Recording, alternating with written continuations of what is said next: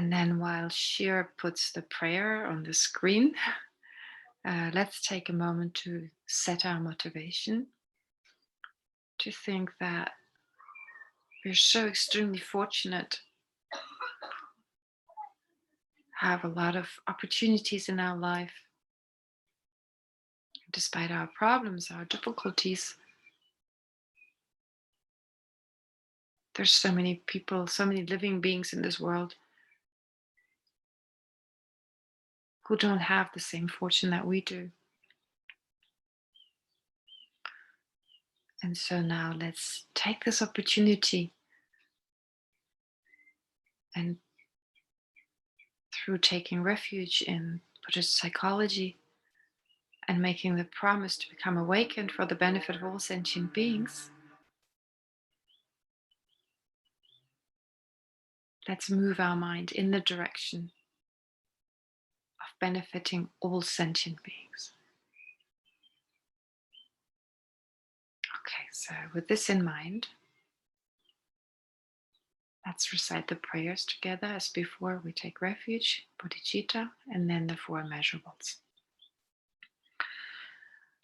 I go for refuge until I'm enlightened to the Buddha, the Dharma, and the Supreme Assembly. By the accumulation of merits, of practicing generosity and so forth, may I become a Buddha to benefit all sentient beings. I go for refuge until I'm enlightened to the Buddha, the Dharma, and the Supreme Assembly. By the accumulation of merits, of practicing generosity and so forth, may I become a Buddha to benefit all sentient beings. I go for refuge until I'm enlightened to the Buddha, the Dharma, and the Supreme Assembly. By the accumulation of merits, of practicing generosity and so forth, may I become a Buddha to benefit all sentient beings. And then the four immeasurables. And again, I'll make a short break between each verse or each line so you can take a moment to reflect on the meaning. May all sentient beings have happiness and the causes of happiness.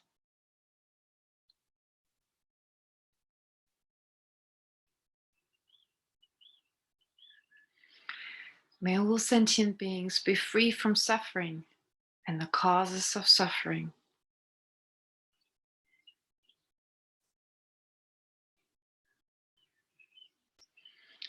May all sentient beings never be separated from happiness that is free from suffering.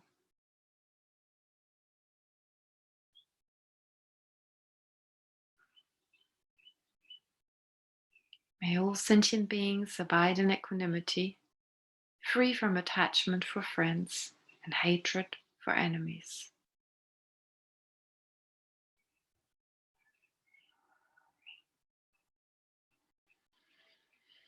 Okay, well, it's lovely to be back. And of course, we'll continue with the Heart Sutra. I'm trying to explain the four profundities today, which are quite difficult. But before that, I want to say a few words about something I mentioned last time. There was a question. Someone asked about, I think it was in the context of saying, well, if there's nothing intrinsic to the body and the mind that makes it a person, if there's nothing natural or inherent, like, why do we talk about this intrinsic good nature? That was a very important question. And so I'm not sure I addressed it to the fullest extent. So I want to say a little bit about this, just a few words. Oh, and also, if I'm too fast, if I talk too fast, okay, I can see Maya on the screen. Nora is there. So please just give me like a gesture that would help me if I'm too fast. Okay, great.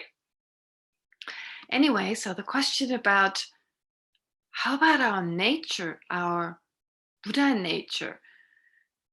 And it's an interesting question in the sense that we talk about the I doesn't exist, for instance, independently.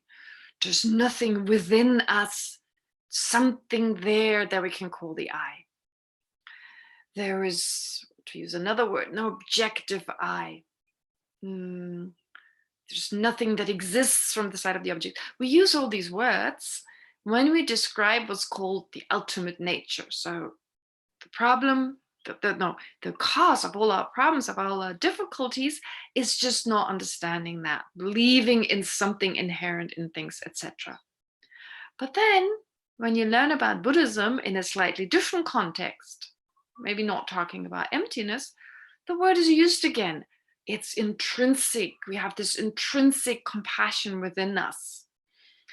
We need to become more independent of faulty friends or whatever. Well, that's not used that much, but like this independence, we use those words. We may say Israel is an independent country. So that seems contradictory. But this is where we use the word in a mere conventional way. So we say the nature of our mind is clear in knowing. It makes it sound as if it was intrinsic that it was clear in knowing. Or we may talk of Israel as, or Tibet, freedom for Tibet may be an independent country. But we're not saying that Tibet can ever be totally independent, not dependent on anything else. We're just saying in relation to a particular political situation, in relation to that, we can designate, we can use the word independent. Of course, there's nothing totally independent. Also, we may use the word objectively. Like I said, in Buddhism, there's nothing that exists subjectively, independent of the mind. And still we can say, well, don't get upset. Look at it in an objective way. That's not saying look at it without using your mind, because we couldn't do that. It's saying, I don't know, it depends, but usually it means like without getting too emotionally involved, kind of look at it with an understanding or some intelligence, whatever. And then we say, yeah, water, it's intrinsic to water to be wet. But these words are only used because to a certain degree, there's some objectivity here. There's some independence there in relation to something particular. That's why we use the word. But there's no absolute independence, objectivity in the literal sense of the word. There's nothing intrinsic in something, which would mean it's already there. It exists in itself, so it doesn't need anything else to become that. So that's what Buddhism eliminates, which is why, yes, so we do on a conventional level, we talk about this nature we have, this our mind being so incredible, having so much potential. And as it happens, I usually do a little bit of exercise every day, but I'm too lazy to go outside because I need to get dressed and I don't want to do that. So I do it in my room, in my house, in my mom's house. I run from room to room. Only just every hour I get up, do 5 minutes of running back and forth. And I listen to the radio at that time. So I listened to the BBC today and they gave a quote from someone called, well, this writer, C.S. Lewis, you've probably heard of him, written the Chronicles of Narnia. It's like a children's book. He's written lots of other things. Lived about more than 100 years ago. No, about 100 years ago, less than 100 years ago. Anyway, he said something that really struck me. They quoted him. Wait. Yeah, the shades. They quoted him. They said it's a Christian kind of quote, but never mind. It talks about God, but they think we can replace God. He says, God whispers to us in our pleasures, speaks to us in our conscience, and shouts to us in our pain. I really like that. God speaks to us, whispers to us in our pleasure. So I replace God with our awakened nature. So when everything goes well, when there are a lot of pleasures, when life is just easy, then our awakened nature doesn't come through usually much. We become complacent, we don't face many problems, we just enjoy and don't want to think of anything spiritual. Then our awakened nature, our ability to reason, etc., speaks to us in our conscience. Yes, being able to distinguish between right and wrong and being conscientious about our decision. So this wisdom, being able to distinguish what is harmful and what's not. And it shouts to us through our pain. So that reminded me of the current situation. And it was talked about in relation to our current situation, that problems and difficulties, they, if we allow this to happen, can bring out this awakened nature, our wisdom, to become more creative about dealing with the problem, being more compassionate, kinder to others. So really, our Buddha nature shouts to us in our pains, through our pain. I really like that. So, like I said, I replaced it with God. Of course, a Judo-Christian context, you could use it as like God, whatever God means.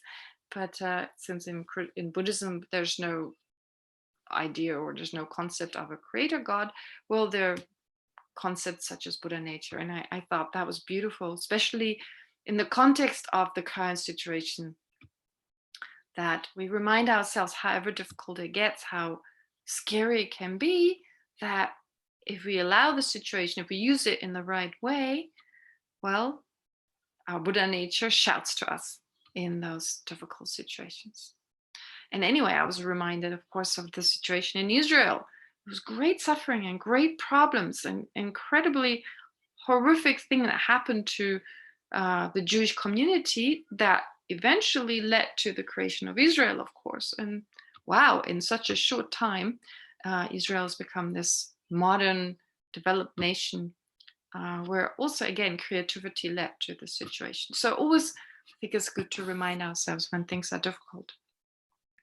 But of course, to go back to the text itself, to the text we're studying here, well, it looks at the cause of our problems. It looks at where do all our problems, where do all our sufferings, our doubts, our worries, where does all this come from?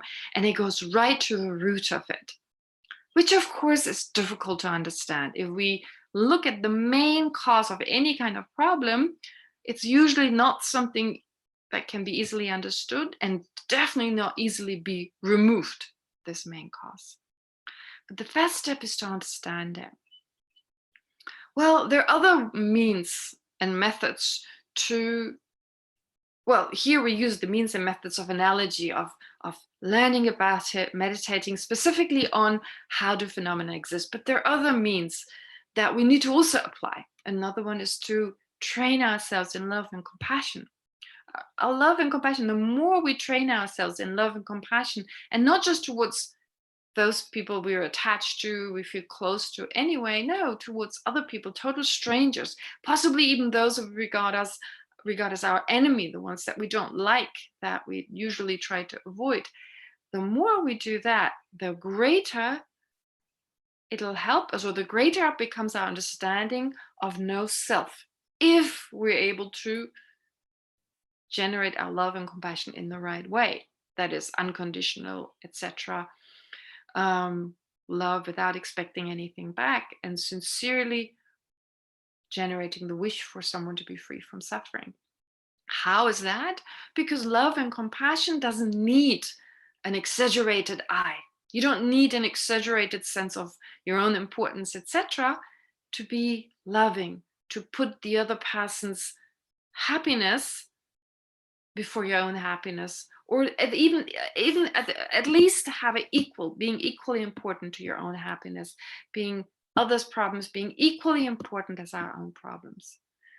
So therefore, as part of Buddhist practice, that is psychological training that you undergo when you, well, become a Buddhist practitioner, even without becoming a Buddhist, just doing some of the practices. So there you need love and compassion. But another way, of course, is also to use our wisdom to analyze the self. And one of the most important steps is, every time you experience a problem, every time you feel miserable, to check, where is the I? Where is the I involved? How does the self feel? And then to check, well, first to recognize, of course, what is it? Why do I feel the eye is hurt? What is hurt? What is that hurt exactly? How does it feel in that moment? And when you look for the hurt, there's no way you will not meet the eye. You will not basically come in contact with the sense of, well, I was hurt, my feeling was, my reputation was damaged, etc. So then that's a great opportunity to check, what is the I. There's only a limited area where you can look for the I. Well, it's mind and body, as we've done last time. So is there a separate I? Well, if there was a totally separate I mean, you wouldn't age, there wouldn't be a headache. You couldn't say you're sick if your body is sick, because it's totally independent. How could you be sick if your body is sick? So it wouldn't depend on your body, it wouldn't depend on your mind. You couldn't be saying I'm meditating if your mind is meditating. So that is not an option. So totally independent doesn't work. But even separate from mind and body, well, where would that be? Since it appears so clearly to us, well, when we don't look for it, it appears to us so clearly to us when we don't look for it, it should become even clearer when we look for it. Does that make sense? Right? I mean, it's there the whole time. No, not all the time. There are times when it's very strong, and then there are times when it's almost gone, when we're just with other people, we just are. We don't think I, others, etc. We just basically just are. We just there's no separation between ourselves and the other person.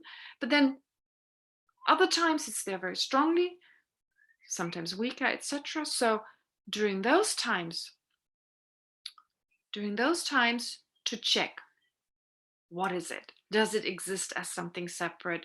What is happening? So if it exists separately, that wouldn't work. Likewise, if it existed as mind and body, well, just taking into consideration, like the situation of being insulted, there's a strong sense the I is insulted. Now, if there is an I that is insulted, well, what is it that is insulted? Separate? Well, we don't talk about it as something separate because we will be able to find it, as I said earlier. If it exists, if the I is mind and body, well, either it is one part of mind and body, it is either the body or it's the mind. And if that's not the case, well, or it's all of them together, it's mind and body. And that's usually much more the sense we have, because that the I is not the body is pretty obvious. We're not a physical entity. We talk of my body, my hand, my arm, etc. And so, of course, the mind is much more important than the body, which is why it'd rather be the mind that we can identify as being the person, as the I. But again, which mind is it? There's so many different minds. When you meditate, you find that within a few seconds, there's so many thoughts, there's so many mental consciousnesses, sense consciousnesses anyway, but also mental consciousnesses. So which one is it? And then there's coarse consciousness while we're awake. There's subtle consciousness while we're asleep.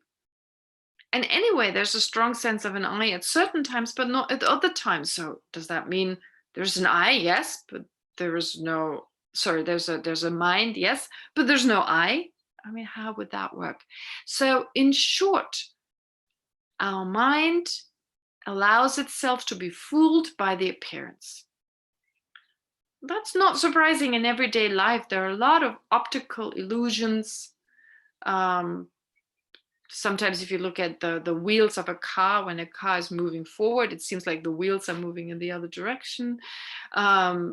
Shapes and so forth, the optical illusions that we are sometimes fooled by, but sometimes the appearance itself, well, we acknowledge the appearance. One example I usually give is that of the sunrise and the sunset. It looks as if the sun actually rises. Even our language is based on that appearance. But of course, the sun doesn't rise and it doesn't set. And we know that, but nonetheless, we know that, we're aware of it, But every now and then we allow ourselves to be carried away, to just feel, oh, how beautiful that the sun goes down and up, etc. So we actually have these thoughts holding on to this appearance. Now with the I, it's much deeper than that. With the sun rising and setting, well, scientists have proven that this doesn't take place. So we possibly understand the logic behind that, the reasoning behind it, and that's it. With the I, it's deeper, it's harder to understand, it's less obvious. But just as with science, with scientific methods of applying reasoning, logical reasoning, we can apply logical reasoning when it comes to the self.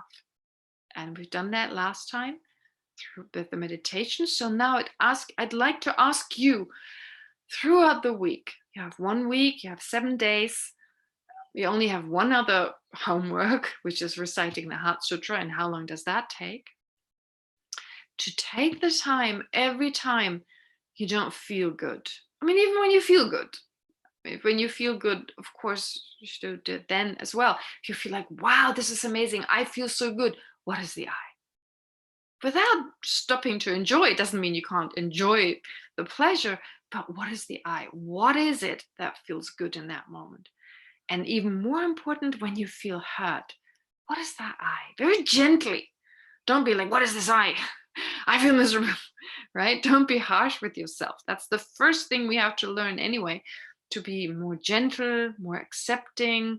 Whatever's there, it's fine, right? What is the I? Okay, let's look for it. What feels hurt? And what's beautiful is you won't find it. Like, no way you'll find it. Because that is a creation of our own mind. Our mind believes in this true thing called I. And of course, once there's a sense, there's this true solid I. I'm not saying that you don't exist and I don't exist, but this I that is responsible for our problems, it's an exaggerated version of the I that exists.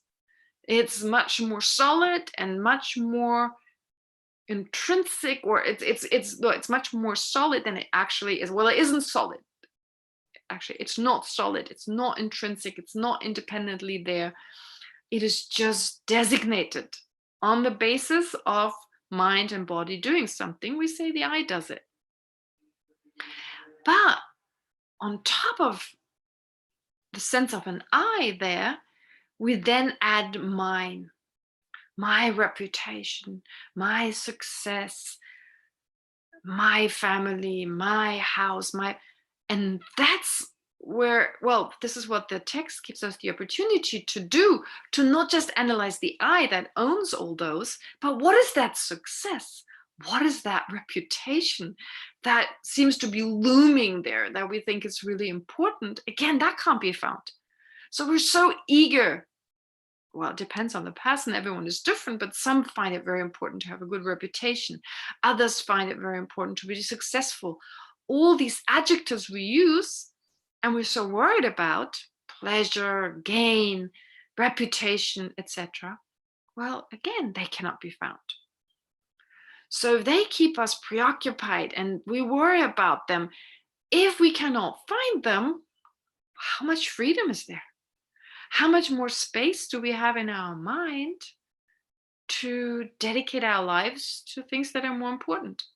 So if we don't have to worry about what's I and mine so much, we can then generate true love, true compassion that's not influenced by, oh, I have love and compassion towards those that I like and I want something back. This is my family, this is mine. So therefore, yes, I help them, I benefit them, but I don't benefit those beings. And what we can also do is to not be worried about what others think about us, but what we think about them. This is also a huge part of like our everyday kind of interaction with others. To us, it's important how others look at us. It's just all part of this creation, this imagined solid I that wants, of course, to be looked at in a positive way. It's so bizarre because actually we want other people to think good of us, although these good thoughts, these thoughts people have, how do they affect us? I mean, someone can think about me the most incredible things. It doesn't make me any better. unless I work on it and generate more good qualities. It doesn't make me, even if someone thinks I'm a Buddha, it doesn't make me a Buddha. Whatever other people think about me, if they think I'm a devil, it doesn't make me a devil. So their thoughts actually can't harm ourselves, can't harm myself.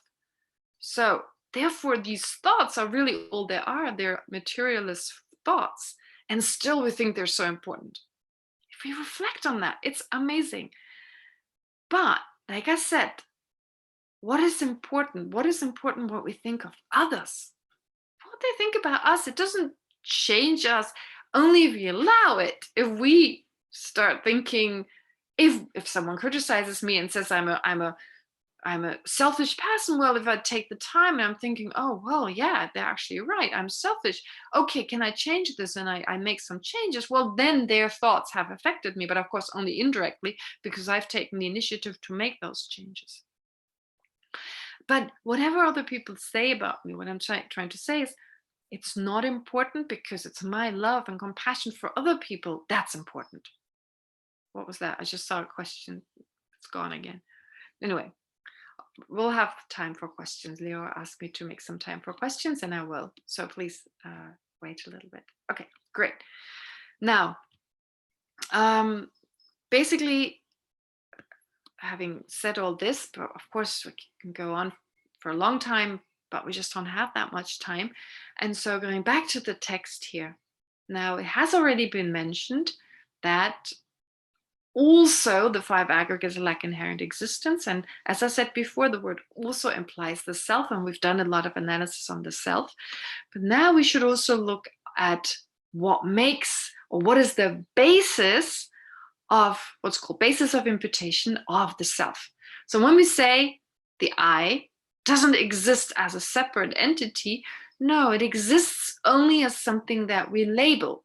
In other words, why is there an I? Because there's the thought, I do this, I do that, when my mind or body does something. And there's a consistency with it. We don't use the word I one day and dinosaur the next day, right? It's not like we refer to ourselves and here I just use the idea of I.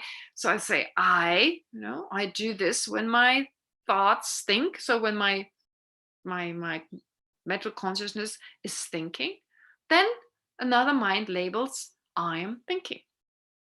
And then when my legs are moving, when my hand is waving, my my conceptual mind, my mental consciousness is thinking I'm waving, right? So therefore, just based on mind and body in particular situations, mind and body, or mind or body, depending on what happens, becomes the basis on which I designate I. And that's it. There's no other I. There's no more I. There doesn't need to be any more I. In fact, if there was more than that, it couldn't exist. And we come to that. Couldn't exist. Now, what are we designating? What is the basis for me labeling, for me designating, for me saying I? And one thing that's important, this word labeling, designating, naming, what does that really mean? We right away think of language, that I decide, okay, I call this body that has a particular mind, I refer to as I. So as in semantics, like language, I use the word I. But labeling is more than that. It is not just applying the term, because even living beings that don't have language, that don't use language, that haven't learned language, that due to their mental abilities may not be able to use it, still there is the thought I. But I doesn't have to be a word, it could just be any symbolism. So to give you the example, if you don't know the word for ocean, if you don't know the word for sea, but you see the sea in front of you, and then later on you think about the sea, well, you don't need a word for that. You don't need the word for it. You could just use a visual image. The visual image, kind of like a mental picture that your mind takes, like a mental picture It's usually described as the generic image, like some kind of generic, some general image that appears to your mind. And through that, you can think, oh, see. But of course, I have to put it into words to share it with you, even though your thoughts don't actually use those words. So even when you have thoughts, like I talked about the importance of mindfulness of your own mind.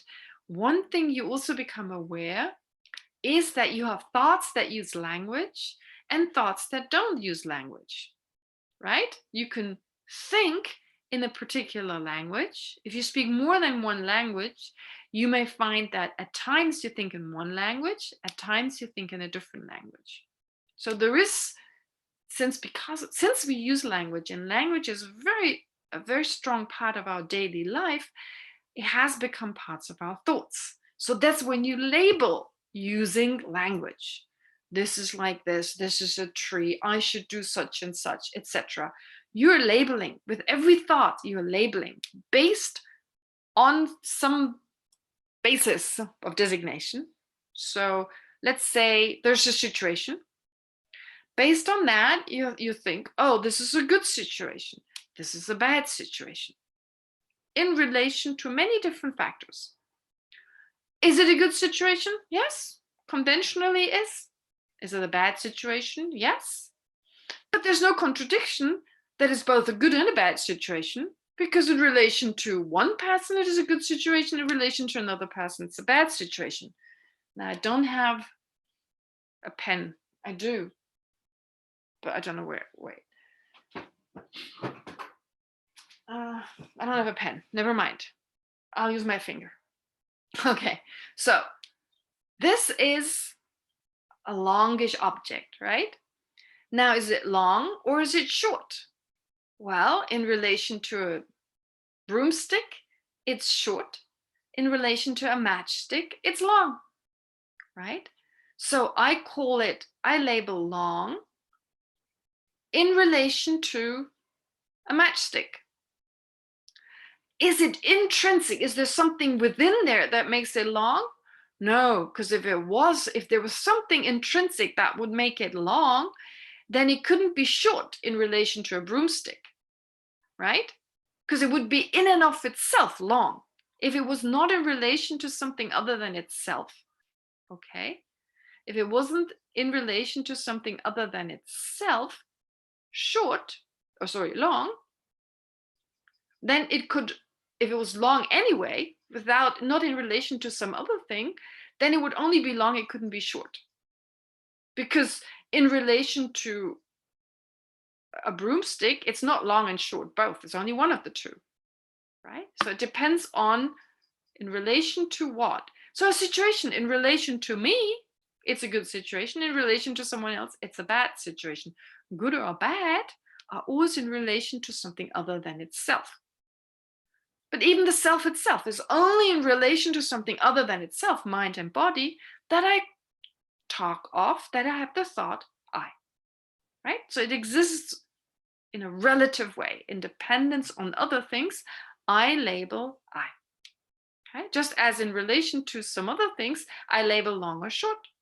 In relation to other aspects, I label a situation positive or negative, good or bad, pleasant or unpleasant.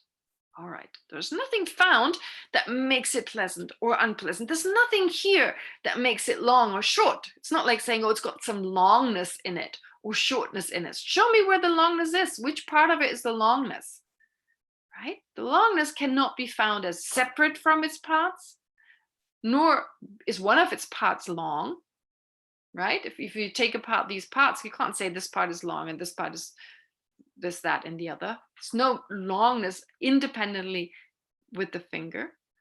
And also none of the parts are long. It's not like the collection of those are long, because then all of them would be long, and then all of them long. Okay. Now, these are just some of the reasonings. They're weird, they're difficult, and it doesn't help that I just mention them to you, you understand them, and you forget them next day. No, it's important. Whatever you do remember, take it back, bring it into your own life. And now with Corona, you may have more time. That's the good thing about it. You have more time. You need more time. The modern life is too busy. Even monks and nuns have become too busy. I get messages from my friends in India, from the nuns. They're like saying, finally I have time to do what I want to do. Do you say that after the first? Would you say that? I can't read the whole thing. Do I have to click on it? Anyway, questions. This was Barda, right? Feel. Anyway, let's keep the questions towards some other time. So hopefully I've given you a little bit of a sense. Varda, Liora, I think different people ask questions. Hopefully this gives you a little bit of a sense of what we're talking about. And this takes time. It's a long process, but we have to start somewhere. And we have to start taking it from this intellectual understanding to now applying it. What is this I? Analyzing it. Okay, where is reputation? What is pleasure? Etc.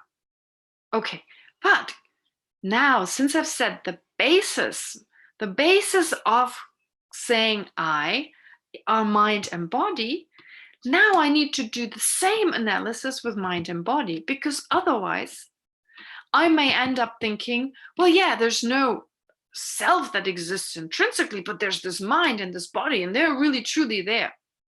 Well, then I would still have a problem. I would still hold on to my mind, my body. There's still that attachment would still be there, even though, well, there would be less for the self. Anyway, if we don't understand that that nothing that we can come up with exists inherently, we cannot really let go of this grasping. So let's take the next step. When Avalokiteshvara says form is empty, emptiness is form. Okay. Now, one thing I need to still explain, we haven't gotten to this part. There's actually a part of this text, when you look at this brief explanation of how to train in the perfection of wisdom on the path of accumulation and preparation. I haven't even mentioned those yet. I've left them because we could talk about this later. But in this section, when Shariputra says when Avalokiteshvara says to Shariputra, any son of the lineage or daughter of the lineage who wishes to practice the activity of the profound perfection of wisdom should look upon it like this, correctly and repeatedly. Here, correctly and repeatedly beholding those five aggregates also as empty of inherent existence. I would not have chosen the word repeatedly, because that's not what it says in Tibetan. I suppose the Venerable George, sure enough, he translated it from the Tibetan. It's beautiful to say repeatedly, because he's so right, but in Tibetan it literally says correctly and subsequently. Now, subsequently is a more correct translation, but it's not necessarily clear or better. But it says subsequently. Now, why subsequently? Now, this has a very specific reason, and in English it just doesn't work because the word is a different one.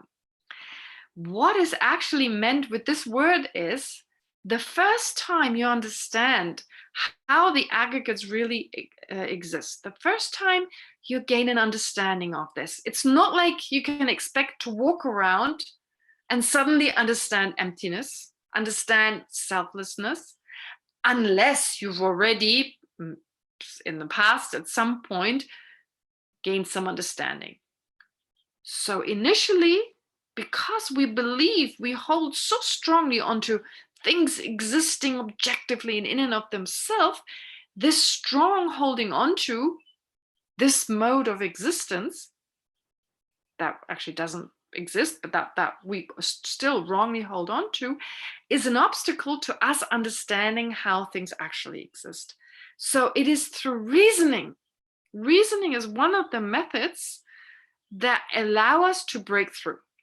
Our mind just works like that. Our mind is very good at reasoning, is very good at using logic to gain an understanding. I mean, we even use faulty logic to gain a wrong understanding, right? When we analyze a situation, this is not my fault, this is this person's fault, he has done such and such, she has done such and such, right? It's not necessarily correct reasoning, but we still apply it. We analyze every situation. I usually say jokingly, we don't get angry with no reason, without a reason, because even the emotion of anger arises as a result of reflecting what the other person has done, why they were wrong, why they're obnoxious. And as a result of all that reflection, we then get angry. So we're very good at analyzing. Our mind does it all the time. Thinking, looking at the situation, looking at it from different angles. But unfortunately, we always bring in inherent existence and the thought that the I is more important. Therefore, if I get insulted, it's a lot worse than my neighbor getting insulted, etc. So our analysis is faulty. But we have this ability to analyze, incredible ability. This is why there's such great scientists nowadays, because they use objective analysis to gain an understanding of reality. We can all use that. Therefore, with regard to the analysis of emptiness, it is initially just analyzing it, trying to understand it. Of course, in the best case scenario would be applying it to our own experience, not to our neighbor. Oh yeah, our neighbor has no self and they're so angry. And no, that doesn't help. My own self, my own situation, as I earlier on mentioned.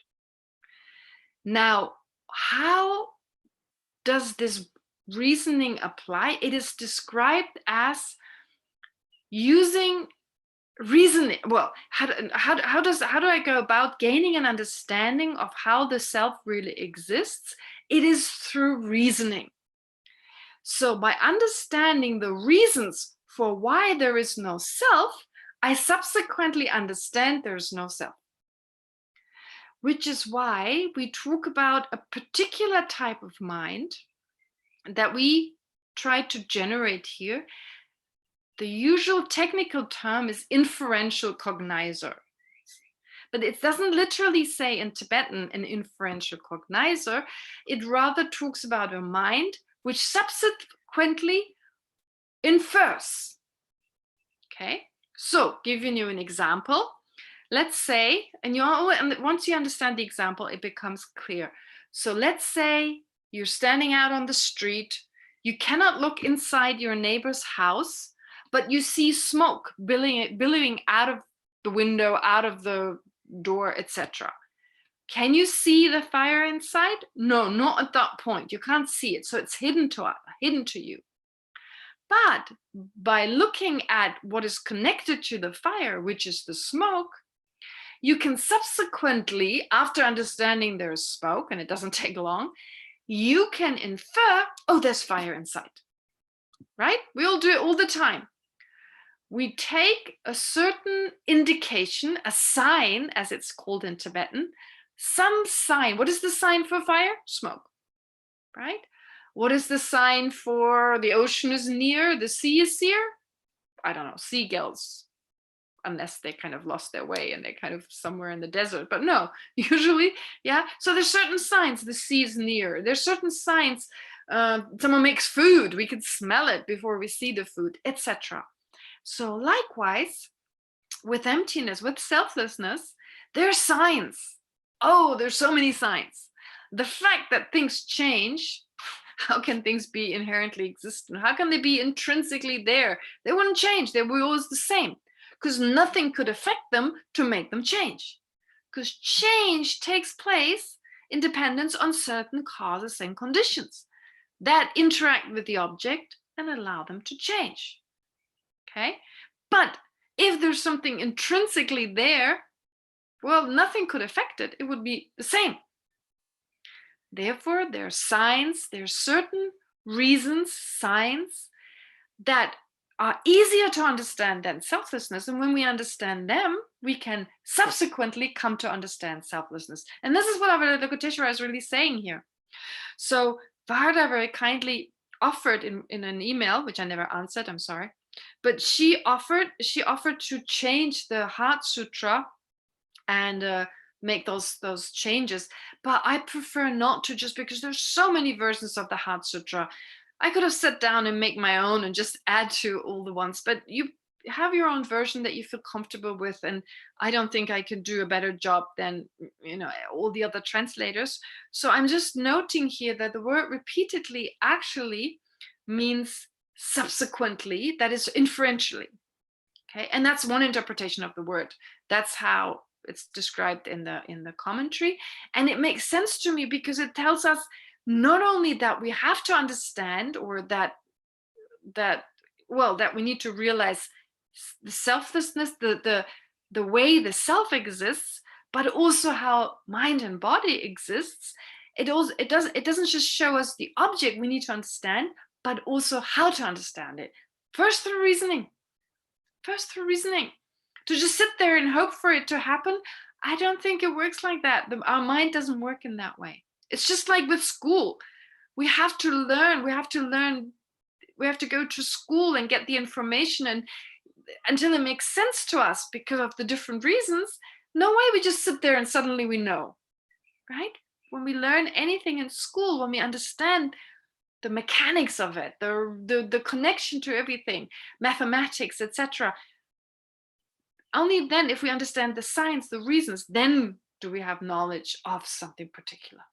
Okay, so the same, we not try to generate here a knowledge of how the self really exists, because not understanding is the cause for our problems, and we don't want problems, we don't want sufferings. Okay, now therefore here Avalokiteshvara says through inference, through applying reasoning. Okay, just that remark, I wanted to talk about this subsequently. So an inferential cognizer that applies reasoning. Reasoning can also be twofold. It could be saying the self doesn't exist the way it appears inherently because it is impermanent, because it's interdependent, etc. But another way that's also very powerful, and we've been doing it to a certain degree and we'll continue doing it, is to assume it does exist and point out all the logical absurdities. If the self really existed, it would mean the self can't change, it would mean it can't interact, it would mean there's like a whole number of things, right? That absurdities that we can understand, and based on that we can come to an understanding self doesn't exist that way. So there are two ways in which we can subsequently come to understand how the self and other phenomena exist. Okay, but what does he mention here? The 5 aggregates. Today I don't want to talk about the 5 aggregates. I can briefly talk about them next time. Anyway, you can also Google them. But basically, 5 aggregates is another way of saying mind and body. The first aggregate is the physical aggregate, the body, and the rest is everything that has to do with mind, to just say it briefly.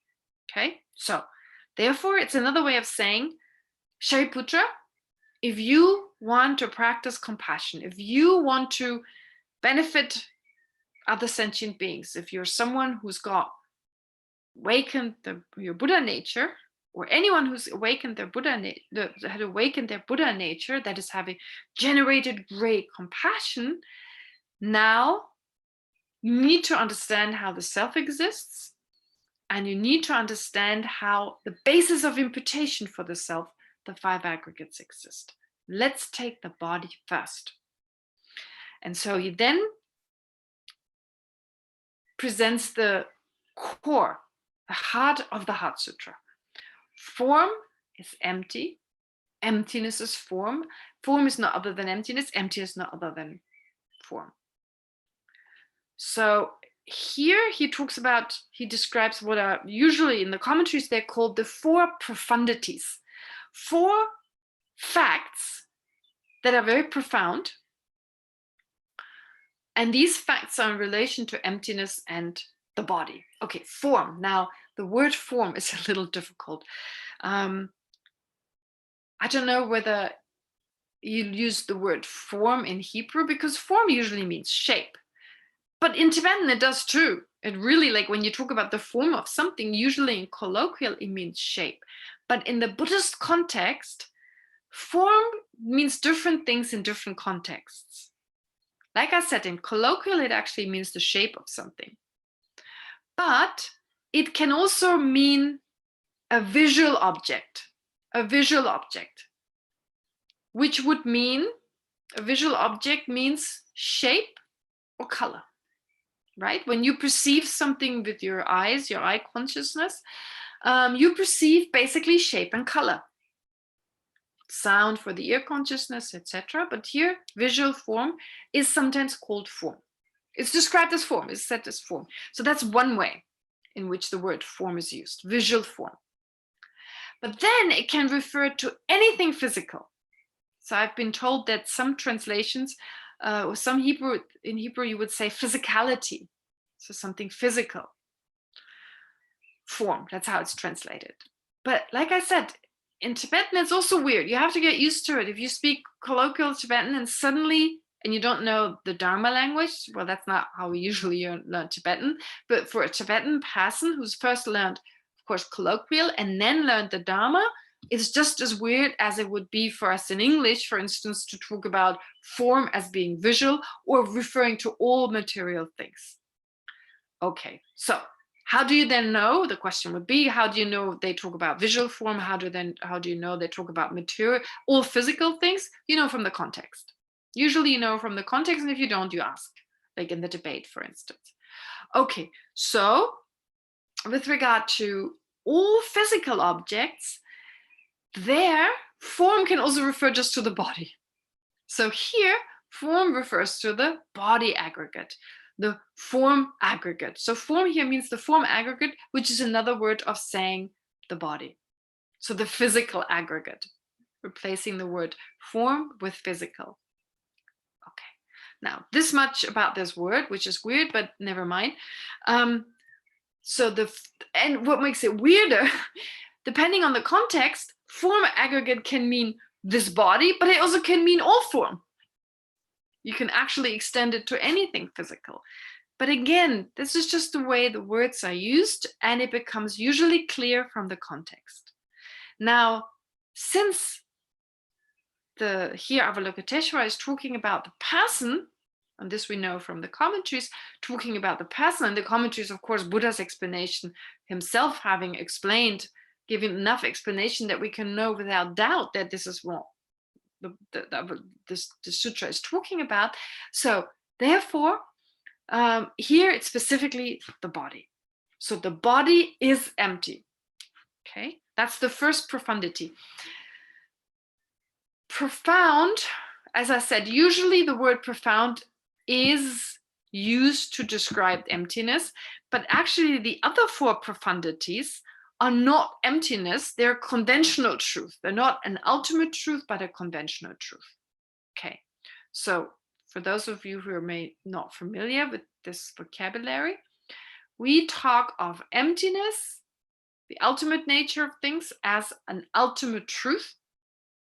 And anything that is not emptiness is a conventional truth. Okay, so the body is a conventional truth, it's a conventional phenomenon, while the lack of inherent existence of the body is called ultimate truth. That seems to be very random to use this vocabulary that way, but trust me, it makes it easier. It makes it easier to understand the ideas explained here, although it may not be obvious why it's easy. So, body is a conventional truth, something we perceive, but although it exists, and the fact that we perceive this body to be a body, we're correct with regard to that perception. No one is denying that this is a body. But it seems that the body, and think of your own body here, your own body seems to exist in and of itself, to your mind. Seems to exist independently.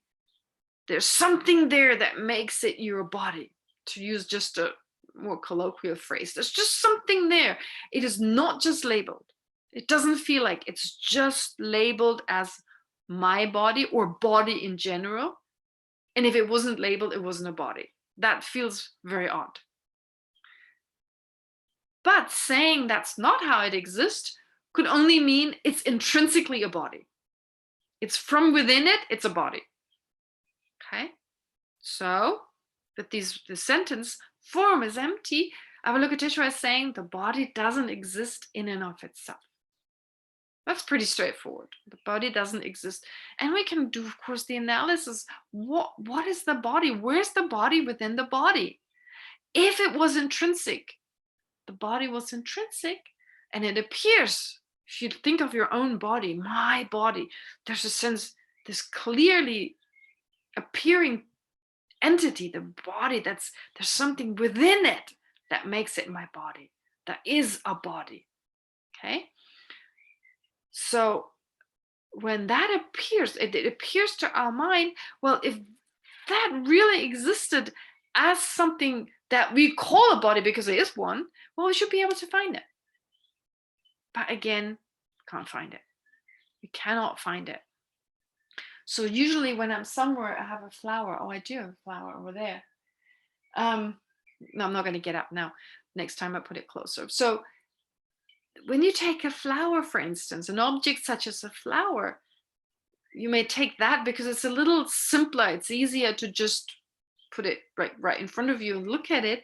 So this object of a flower, it seems there is something there that's the flower, something within the object that holds its leaf, its petals, it holds the color and shape.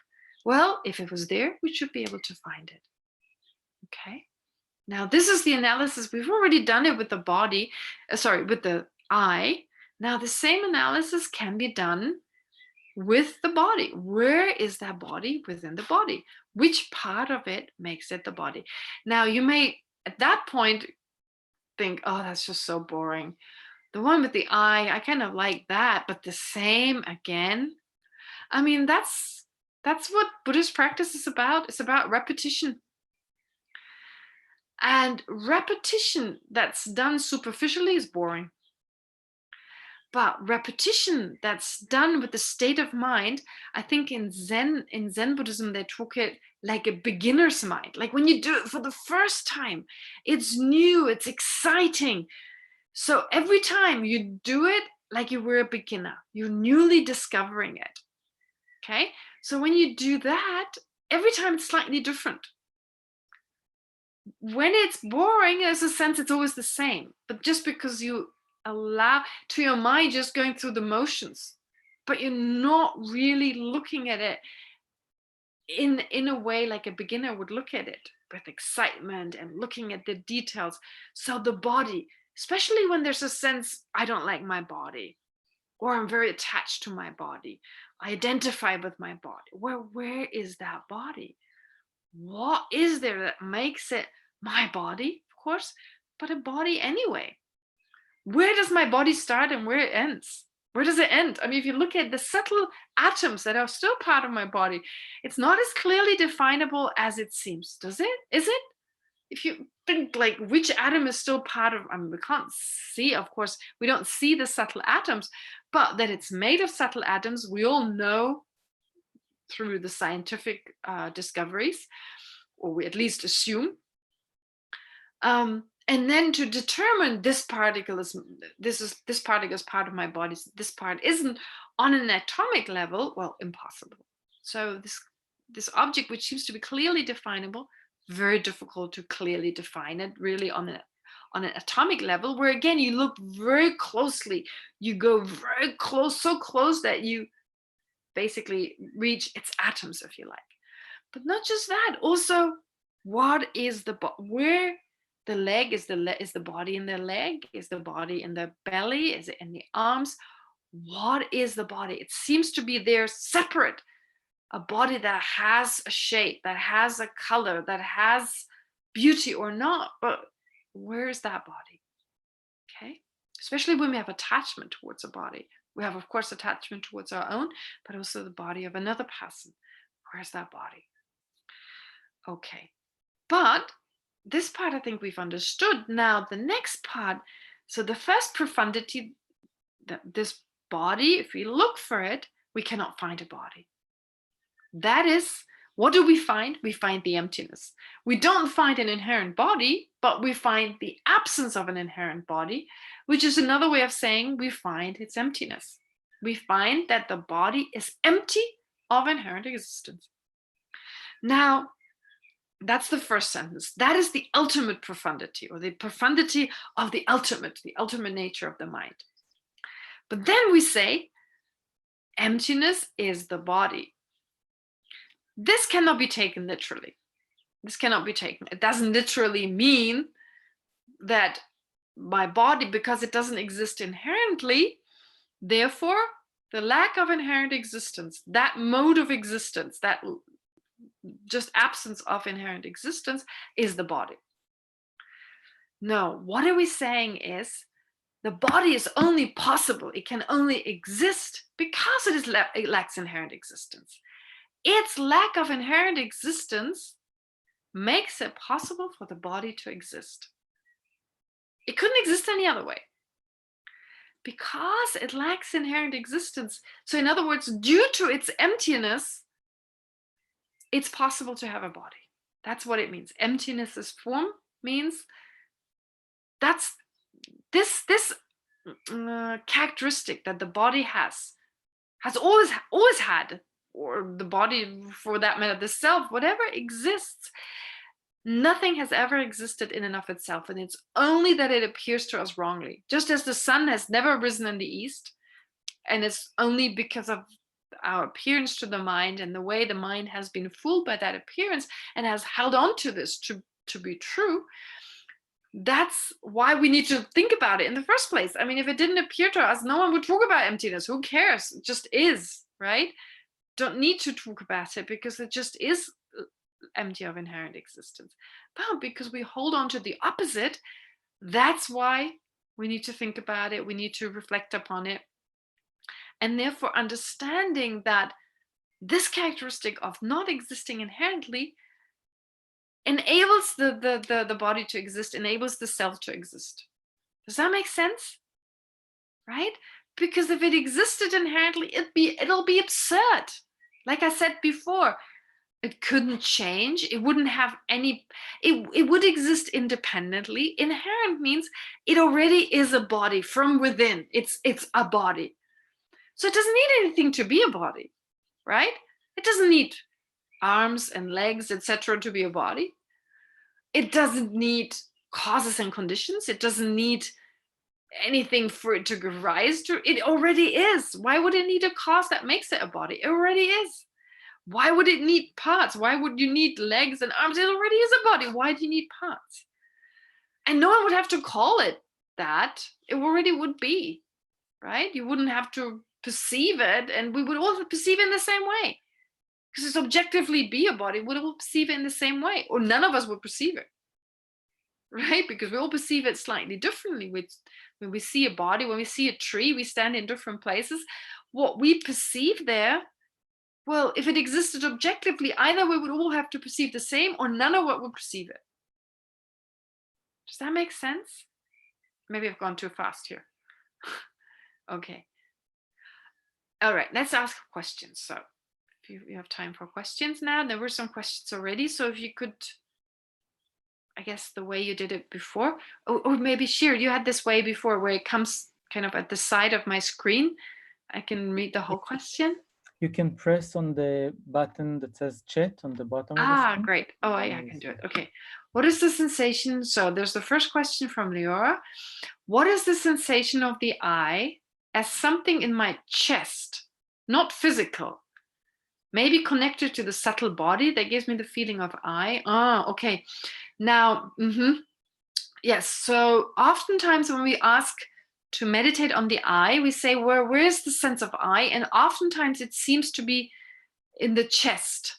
Okay, there's a sense when I ask you to point at where could your eye be, and it's usually in different places, but very often it's in the chest.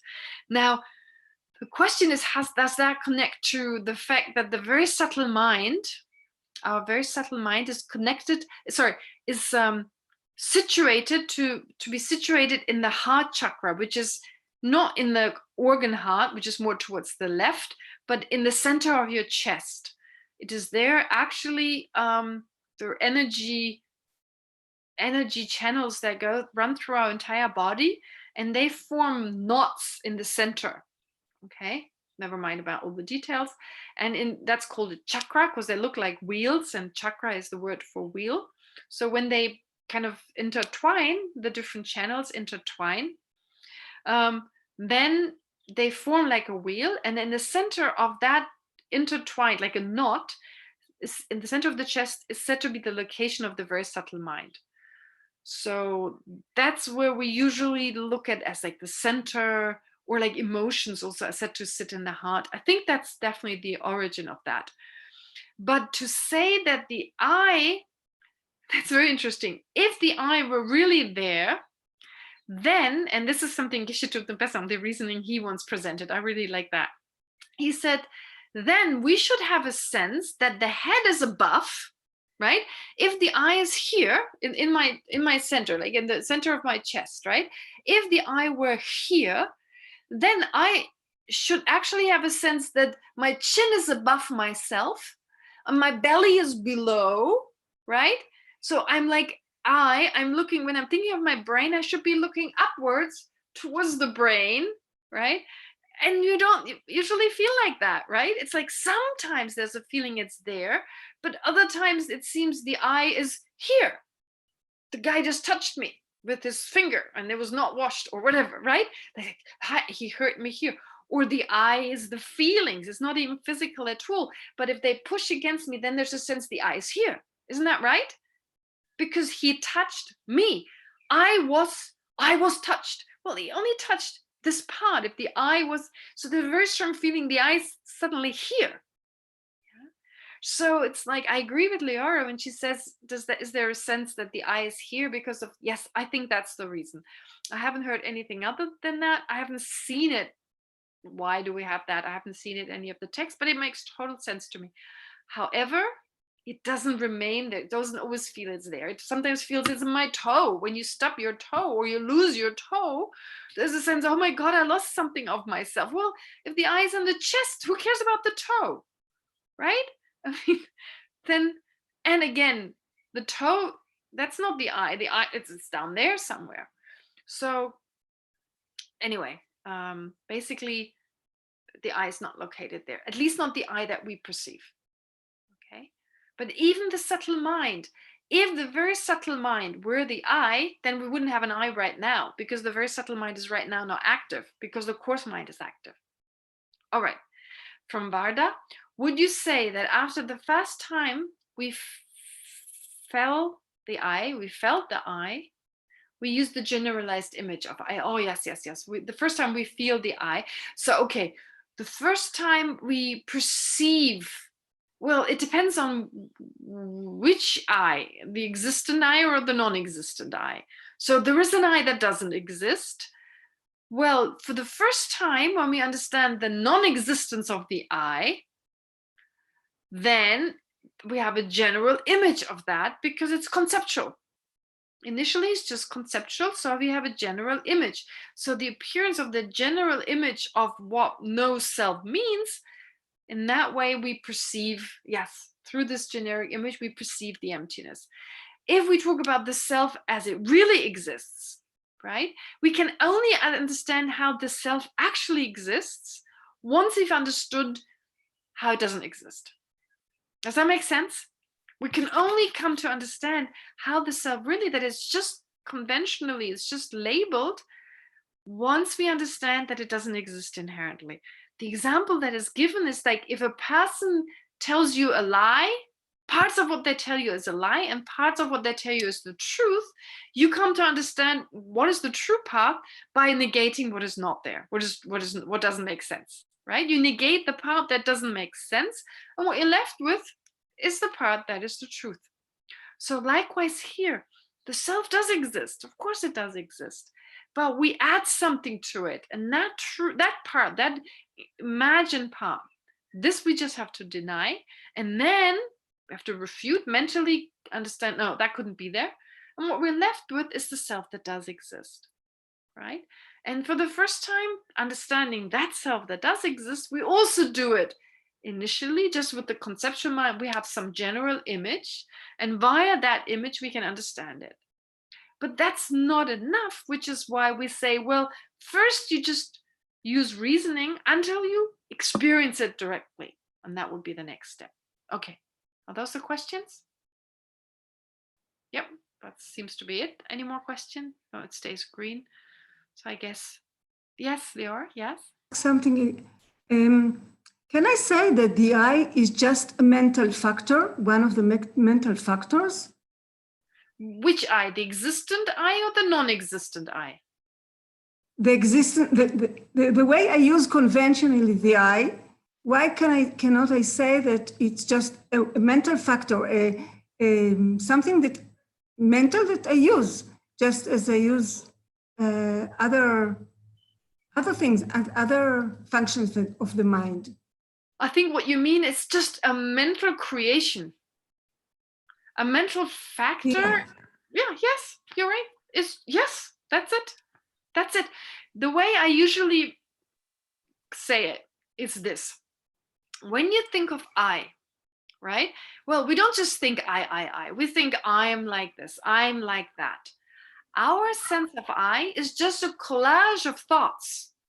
A collage of thoughts, right? Your sense identity is a collage of thoughts. I'm this, I'm a good cook, I'm a good student, I'm a this, I'm a that, right? So in the end, it's just a mental creation, but it's a consistent and valid mental creation. Okay, it is a mental creation, but it's not like one day you call the table the I, right? On Mondays you call the table the I, and today you call this the I. It doesn't work like that. There's a consistency to it. Yeah, but that's exactly it. I totally agree with you. But on top of just labeling I, we give it a more of an existence. We forget that we just call it that, and now believe we call it that because it is. Yeah. Yeah. Yeah, thank you. All right, you're welcome. Does that make sense?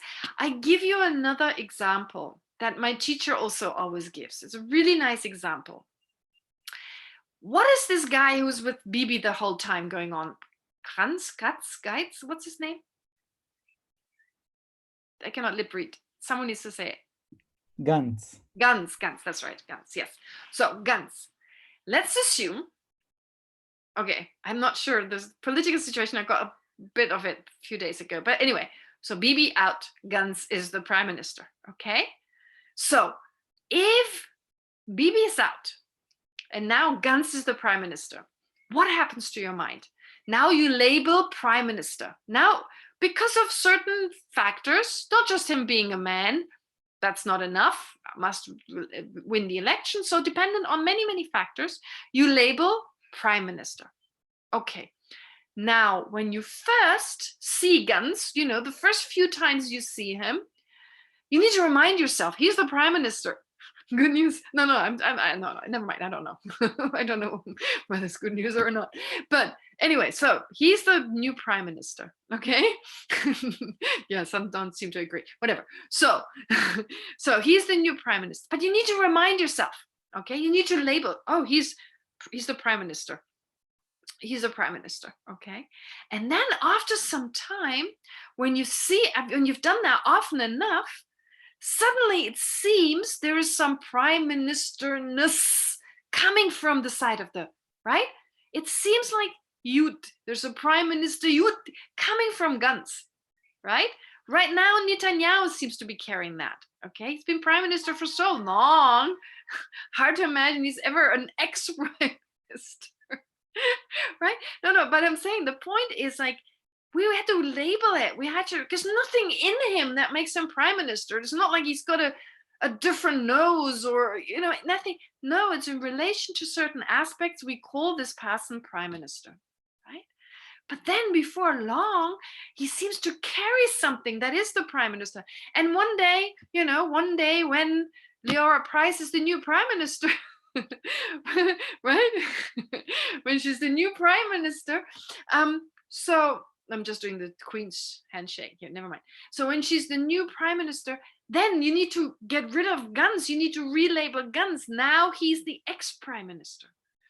And it takes a while because he still seems to be carrying prime minister. It still seems to be written on his forehead almost because the labeling hasn't been strong enough.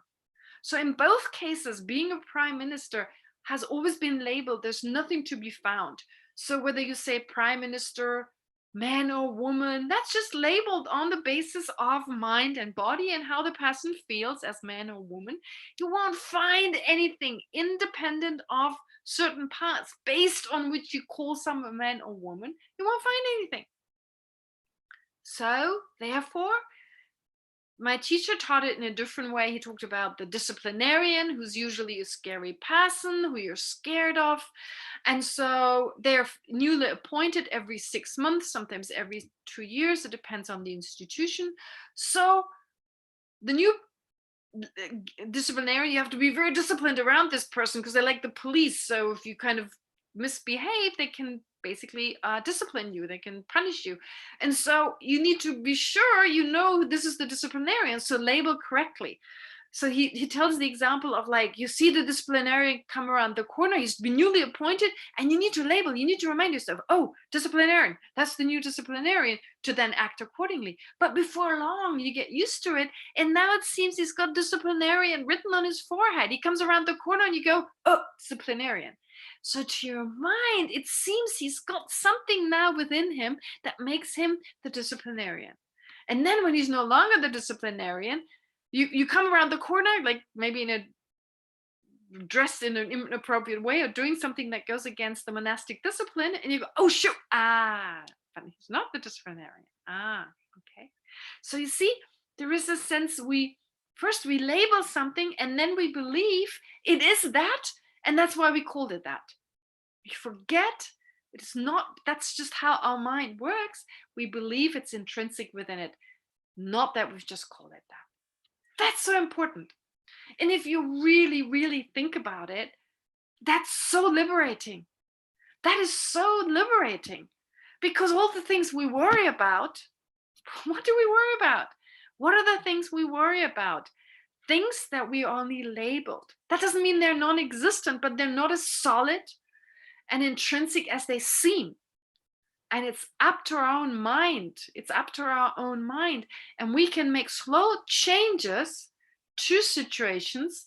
And we start with little things. We start with little things. And we're not saying that we make a table into a chair. That's not happening. But a problem can become a challenge, because there's nothing within the situation that's a problem. It's just the mind labeling problem.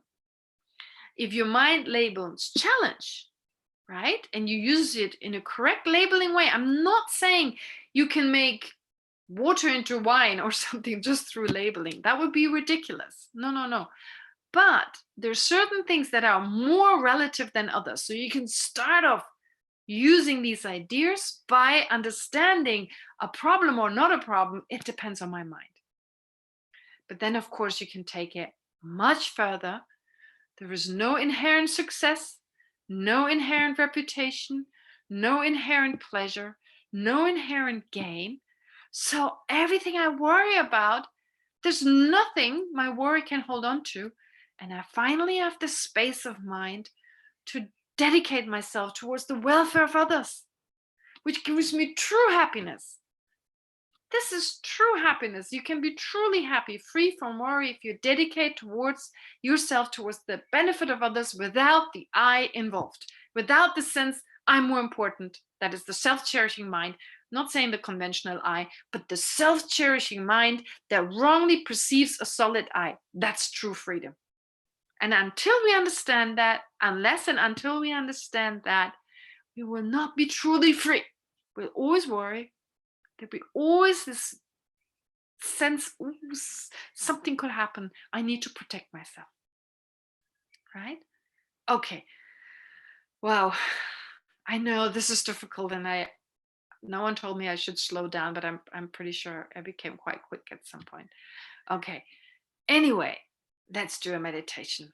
Just a short meditation on the body. We've done the I. Now let's take the body. Okay. And sorry, it may take a little bit longer than the assigned time. Don't worry, you could just sign off, of course, but this time it'll be a little longer. I don't think I can do it in 20 minutes.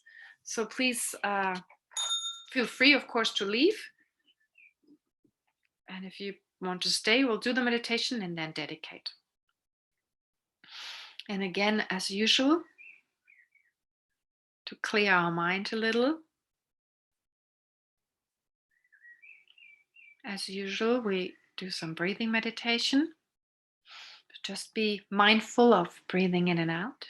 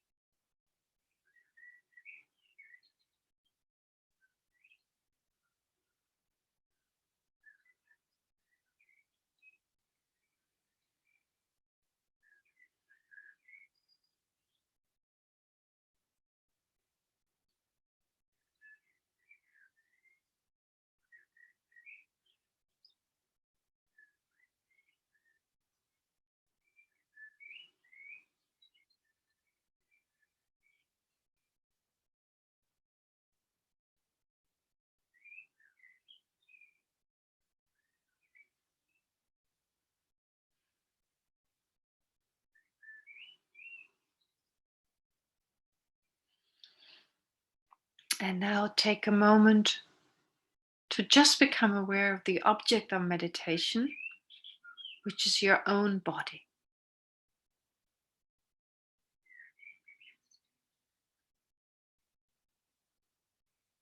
So allow your own body to appear to your mind, its shape, its color, your general sense of my body.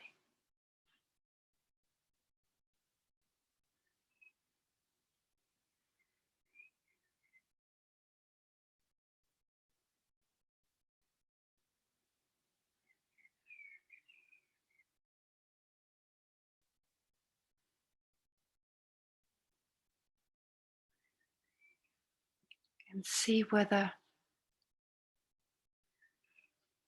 you can identify the sense that you call it a body,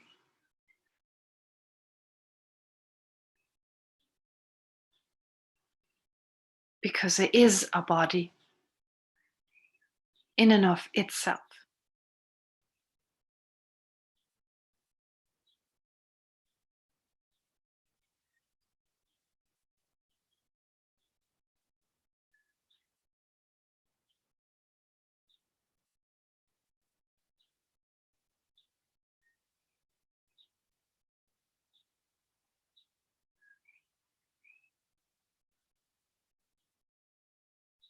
There's a sense there is a body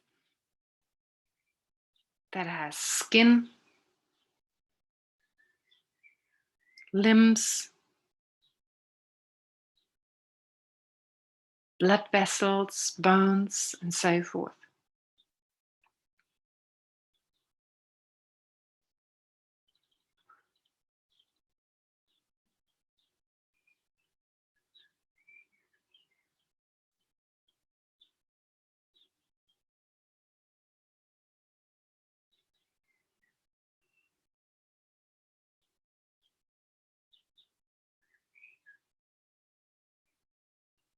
A body that gets sick,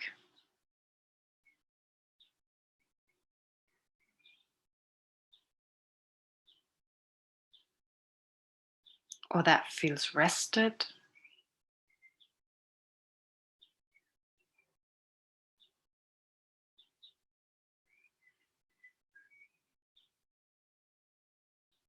and that allows you to go from place to place and interact with your environment.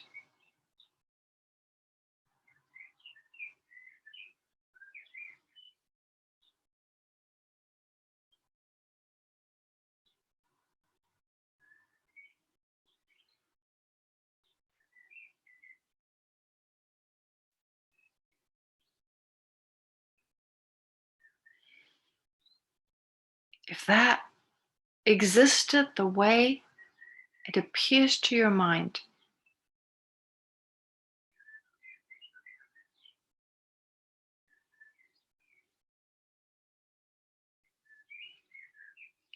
the more you analyzed it, more you looked for it, the clearer it should become.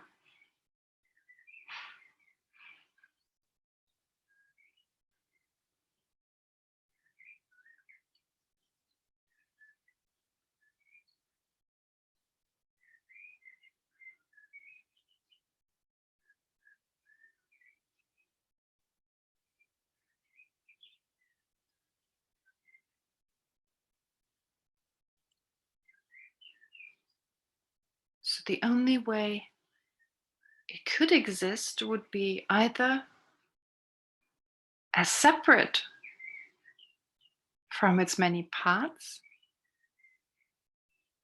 or as one with its many parts. Just take a moment to check whether that makes sense to you. Either it's the same, then head, arm, leg, etc., or it's separate from them.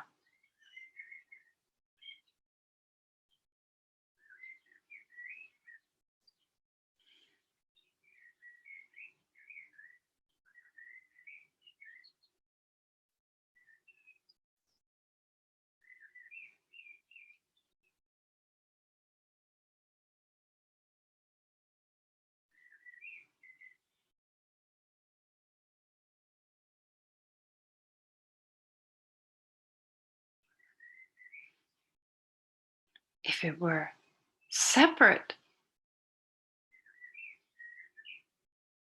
that is, if your body were different from your head, your legs, your arms, your trunk,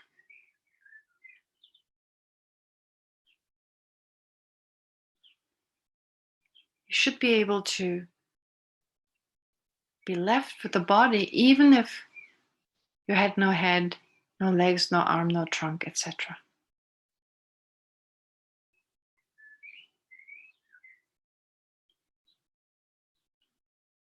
In other words, you could remove all the parts of the body and still have a body.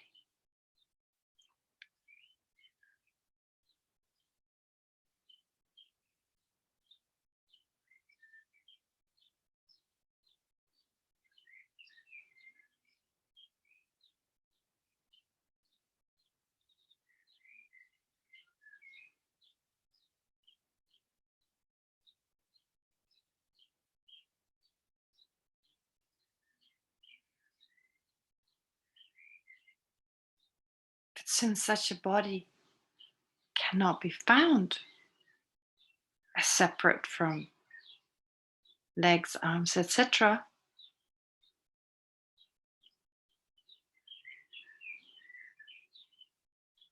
the only other possibility would be that it's the same as its parts.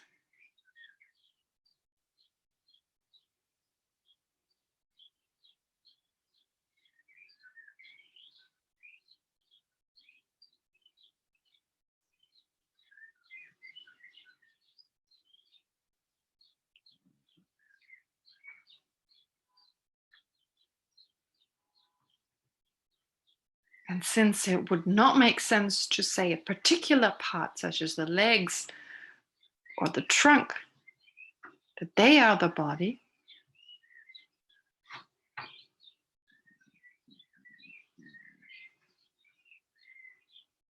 we'd have to say all the parts are the body.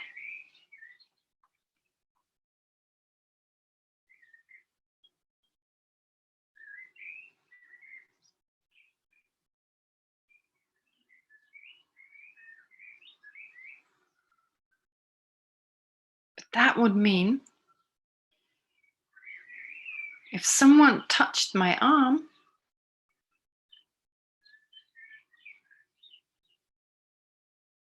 they would not touch my body.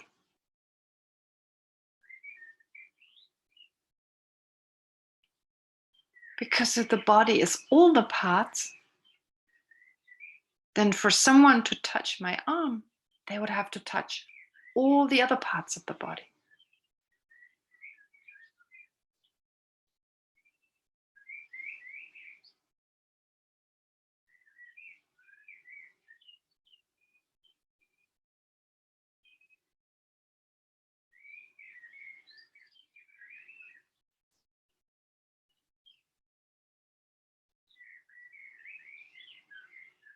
Also, no one could see your body.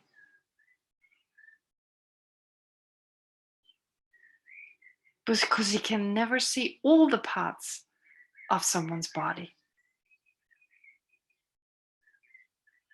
You see the front, you can't see the back. When you see the outside, you don't see the inside, and so forth.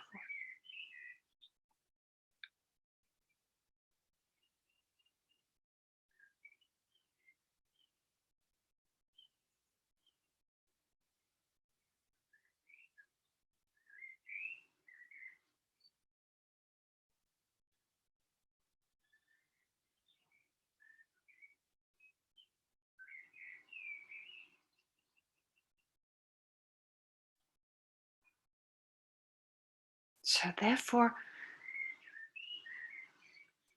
there's no body to be found either as separate from its many parts, nor as one of its parts, or even all of its parts.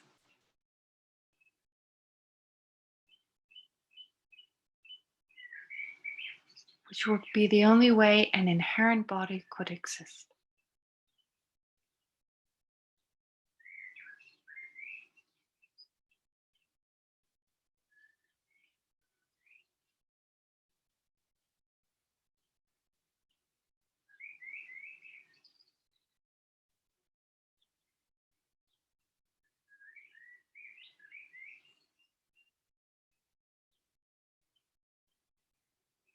Which takes us to how the body exists as a mere conventional object.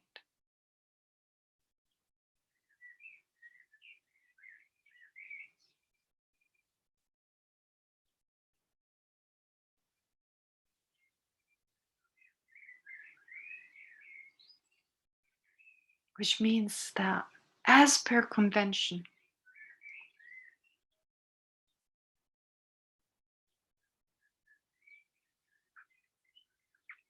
we've agreed to call an object based on legs, arms, etc., performing a certain function, and labeling that body.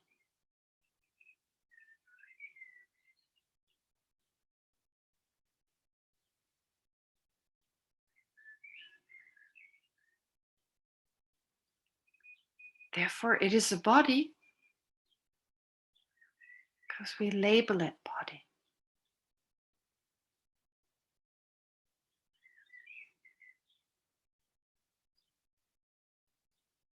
And if we see the face and the neck of someone's body, we label, I see the person's body.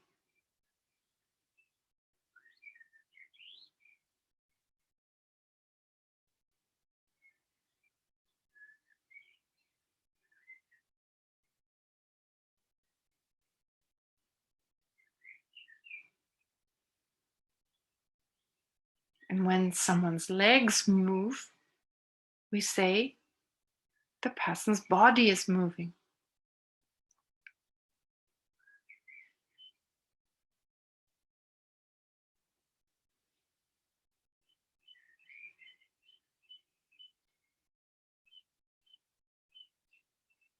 When someone's belly aches, we say, we label the body is sick.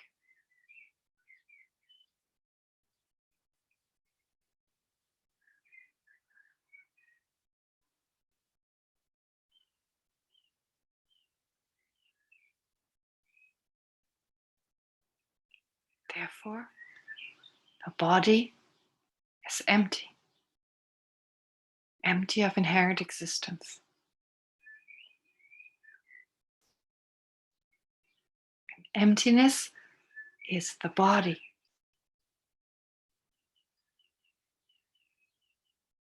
Because the body exists because it's only labeled.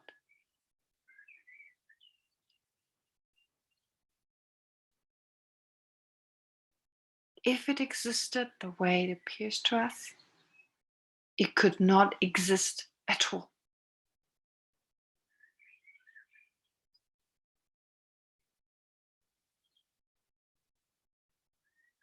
It could not change. We couldn't see it.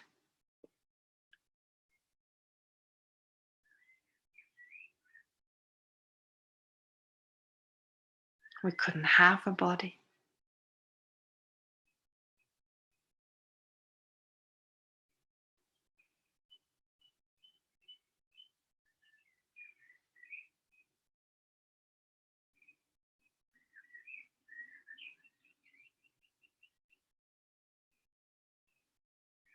Therefore, with emptiness, everything is possible.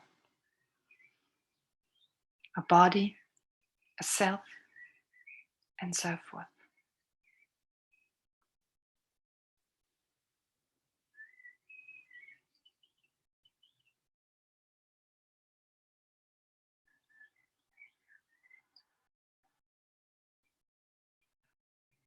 And now to conclude this short meditation on the heart of the Heart Sutra, take a moment to focus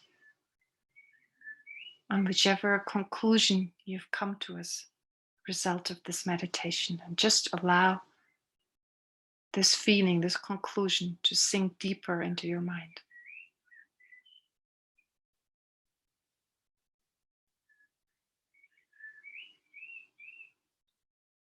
So they can affect you on an emotional level.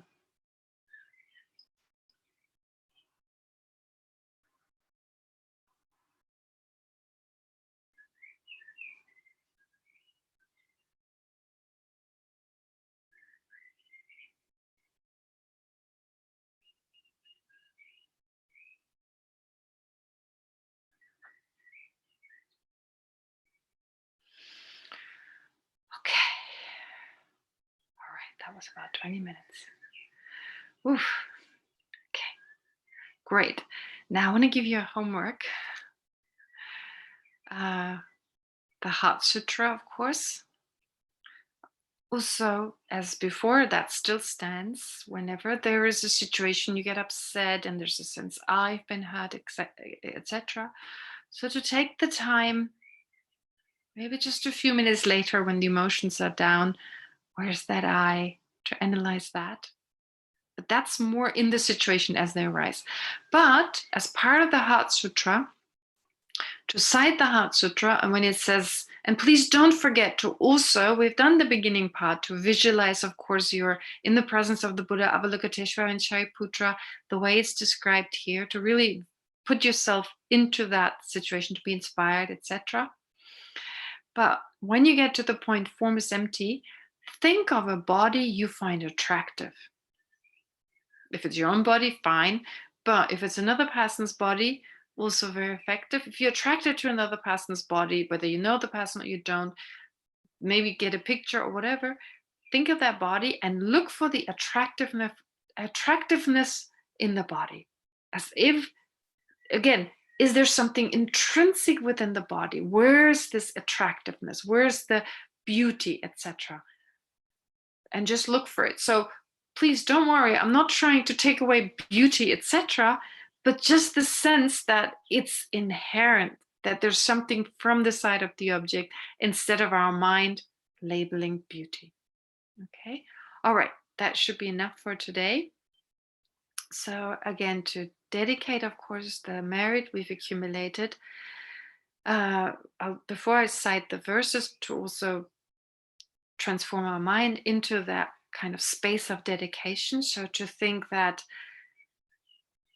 we have this rare opportunity in this life, that we are interested in the Dharma. Of the 7 billion people in this world, how many are interested in that? So to rejoice once again that we have this opportunity, but also to dedicate whatever positive potential that we accumulate now, of course, as part of the session, or maybe throughout the day, any positive kind of potential you've accumulated, to dedicate it towards our own awakening for the benefit of all sentient beings, that we can benefit other sentient beings who so senselessly suffer incredibly, experience so much fear, so much pain, simply because of not understanding how phenomena really exist, and even worse than that, possibly not having the interest whatsoever to find out. So to dedicate towards those human beings, but also all animals who are treated so badly and abused and killed, etc., for their benefit. In other words, for the benefit of all living beings, to dedicate this virtue towards ourselves becoming fully awakened, so we can be of greatest benefit to all these sentient beings. So with this in mind, let's speak the dedication prayer. Let's recite it. Yes, thank you. And to really feel from the depth of our heart what we're reading here. May all beings everywhere, plagued by sufferings of body and mind, obtain an ocean of happiness and joy by virtue of my merits. May no living creature suffer, commit evil, or ever fall ill. May no one be afraid or belittled with a mind weighed down by depression. May the blind see forms and the deaf hear sounds. May those whose bodies are worn with toil be restored on finding repose. May the naked find clothing, the hungry find food. May the thirsty find water and delicious drinks. May the poor find wealth. Those weak with sorrow find joy. May the hopeless find hope, constant happiness and prosperity. May there be timely rains and bountiful harvests. May all the medicines be effective and wholesome prayers bear fruit. May all who are sick and ill quickly be freed from their ailments. Whatever diseases there are in the world, may they never occur again. May the frightened cease to be afraid, and those bound be freed. May the powerless find power, and the people think of benefiting each other.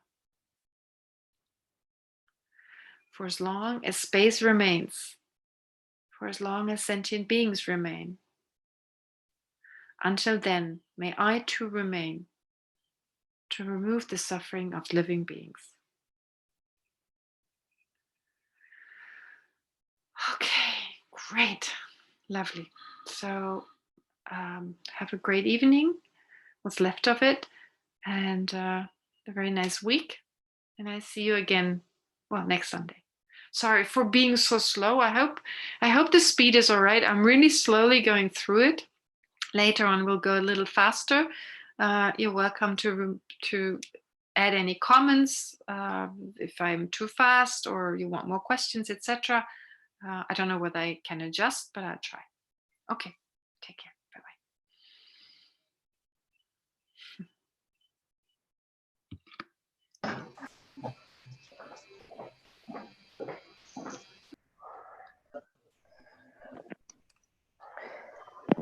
Bye-bye.